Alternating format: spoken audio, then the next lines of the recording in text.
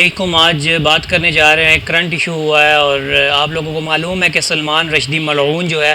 اس کے جو گردن ہے اس پر خنجر مار کر ایک غازی نے، ایک مجاہد نے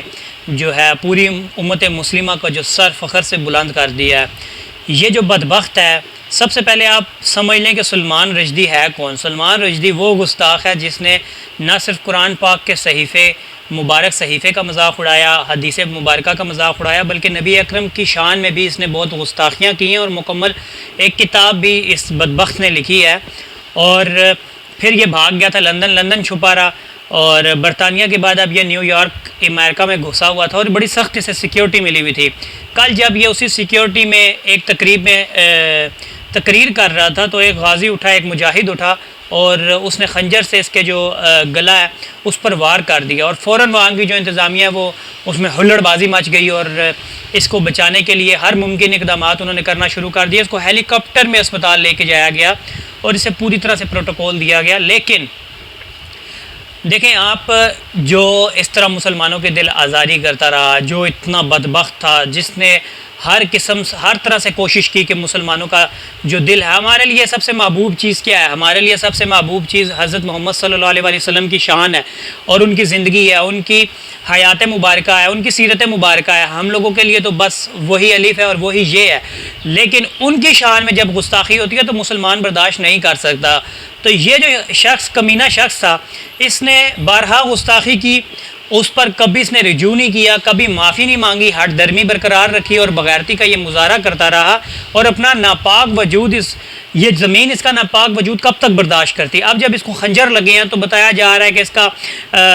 آنکھ ضائع ہو سکتی ہے، اس کا فلانا عضو ضائع ہو سکتا ہے، اس کے جسم کے اس آرگن کو نقصان پہنچا۔ میں کہتا ہوں بھائی اس کے پورے جسم میں کیڑے پاٹ جائیں بھائی ہماری بلا سے، ہم ایسے شخص کے لیے نرمی رکھ ہی نہیں سکتے جو حضرت محمد صلی اللہ علیہ وسلم کی شان میں ہلکی بات کرے، اور یہ بدبخت تو گستاخیاں کرتا رہا۔ تو ہم لوگ سلام پیش کرتے ہیں، آپ تصویر دیکھ سکتے ہیں اس مجاہد کی، اس غازی کی، یہ ہمارے ساتھ چل رہی ہے۔ اس شخص کو سلام ہے جس نے اتنا بڑا اقدام کیا، اور اللہ تعالیٰ اس کو، ظاہر ہے اس کی دنیا اور آخرت میں اس کے لیے یہ نیکی، اتنی بڑی نیکی بن جائے گی کہ اللہ تعالیٰ اس کی دنیا بھی اچھی کر دے اور آخرت بھی اس کی اچھی ہو ہی جائے گی، کیونکہ اس نے ایک خاتم رسول کا جو وجود ہے، ناپاک وجود، اس سے اس پوری مقدس زمین کو پاک کیا۔ اس سے ساتھ ساتھ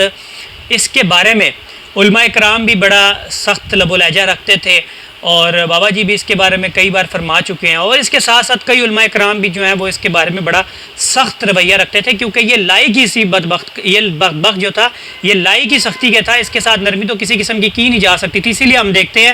کہ پوری دنیا کا جو مسلم ہے وہ اس کے خلاف ہے، اور پوری دنیا کا جو کفر ہے وہ اس کے حق میں اس وقت نکلا ہوا ہے۔ پوری دنیا کے مسلمان اس وقت ایک آواز ہے اور وہ سلمان رشدی کی موت پر خوش ہے۔ یہ فرسٹ ٹائم ہوا ہے۔ دیکھیں بہت سارے جو